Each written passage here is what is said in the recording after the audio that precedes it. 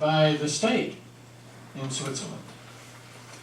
And so the question becomes, well, what's the difference between the plans? Well, the Swiss seem to think that if the outcomes, the health outcomes in one plan are looking better than the health outcomes in another plan, then more people will go to the plan where the health outcomes look better. So it will be, and I think the Swiss remunerate the executives of the plan more if they have their health outcomes. So those are some of the nitty-gritty details of those plans. You had a question, and then I see a couple other hands. Yeah, I was wondering if there are any other issues involved besides the single payer plan. My name's Tim. Because they've been arguing about this a long time, but it's still, it seems to be that there must be other things that they're trying to build into this bill that we don't know about. We really, the only thing we hear about is single payer plan. Do you know of anything else? I see three other hands. I'm going to ask here if I have not seen a sister in the hall who had a question. Saad. My name is Saad. You were a little surprised earlier when you went to this town meeting to hear the lady who stood up and who said that she didn't want to contribute her money to help someone else. My question, why would you be surprised when this is really the basis of our society and the basis of the ideology of our society? When you see it reflected not in healthcare but in every single aspect of our life, if you think of education, of public transportation, of the way we design our cities and build our houses and so on. And don't you think that this is where probably we should start working? A hand there and a hand over here. And yes.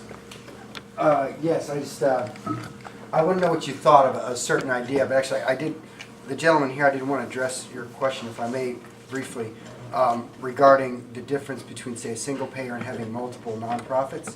There is a difference.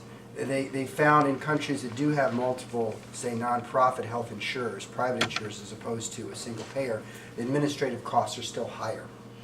They may not reach the 30% that private insurers typically have in this country, but they're more than, say, the 3% that Medicare has. And the reason is fairly commonsensical in that when you have, and if you talk to any physician or anyone in hospital billing, when you have multiple plans and multiple insurers, you have to have people that can take care of the billing from multiple insurers and multiple plans, and that makes for a higher administrative cost than, say, a single payer system.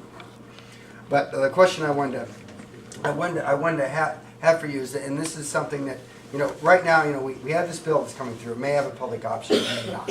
So the question for all of us is what do we do? Do we support it? Do we not support it?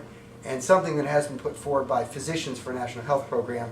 And for those who don't know, it's a long-standing physicians organization that supports a national Medicare for all sort of single-payer system.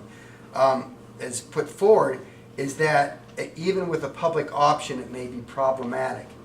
The issue being that even with a public option, health insurance, private insurers will still undercut and cherry-pick healthy people and pull them into the private insurance, leaving more at-risk, more sickly people to be picked up by the public option, will then be saddled with all these people, and will be ended up being with cost overruns, and the $1 trillion cost will even be higher, which will totally discredit the government system, which will all these cost overruns and discredit the whole idea of even single payer of any type of government public plan.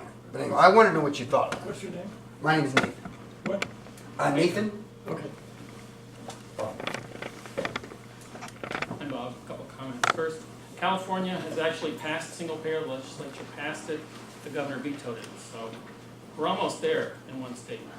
And other states have come close. Oregon, Maine, there's lots of state-level stuff happening. In terms of the opting out of states, it's clear a state could opt out of the national plan and then set up their own plan. So that is an option within the current thing. On the moral question, it's really amazing to me that the institutions in our society whose domain is morality, namely the churches, are pretty much silent on these very fundamental public policy issues. Should there be a healthcare right, for example? So that's kind of amazing. And I just want to say that I don't think morality makes history. I think history makes morality. And I think the way that the American people are going to come to see healthcare as a common good is when they understand that the only way they're going to get affordable healthcare is through single payer. That's the only system that can deliver. And until these angry people, these mad, angry, scared people at these town meetings understand that, they're going to be off crazy. Good, so I think this is the last question. Oh, you have a question? So, Sister. the sister. I'm glad. I saw Chris's hand first, but I'll let you take the question next, and then we'll get this. Okay, my name's Debbie, and I guess I wondered what's your, if you had like a utopian ideal. I mean, for me, it would be single payer, universal healthcare. That would be the ideal. I lived in England many years ago, and we had national health, which was okay, you know, better than what we have now. So I was wondering if it came to pass, or how would it come to pass? Let's say, what would happen to the giant insurance companies? Like, can you picture what would happen? How would they crumble, or what would they turn into, or whatever? Because that's part of what's stopping universal healthcare from happening.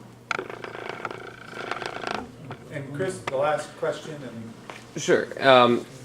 I covered last week, there was both a rally for healthcare reform downtown, and then over the weekend there was a rally by the Tea Partiers and the Cincinnati 912 Project down on Fountain Square, obviously against healthcare reform. A lot of the same people who've been at these town hall meetings, and kind of very scared. And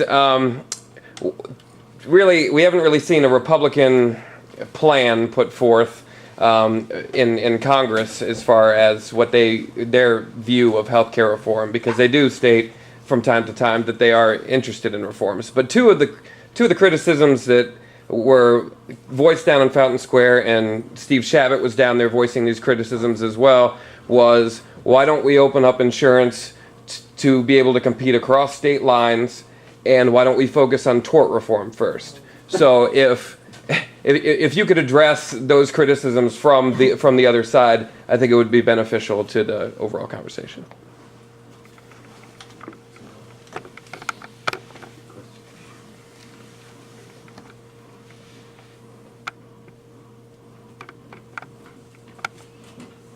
Okay, all good questions.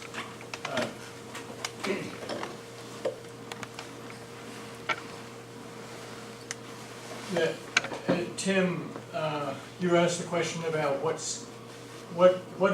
that we're not seeing maybe built in to these plans. That's the other thing we're talking about. I don't know. Well, if the right wing were here, they would say, well, I shouldn't be talking because I haven't read the bills. I would still be reading the bills rather than giving this talk if I had started out to read the bills. They're so long. So I rely on the Robert Pear in the New York Times, who's been their traditional health reporter for many, many years, and I've always found him very reliable. I have no clue as to what's built in.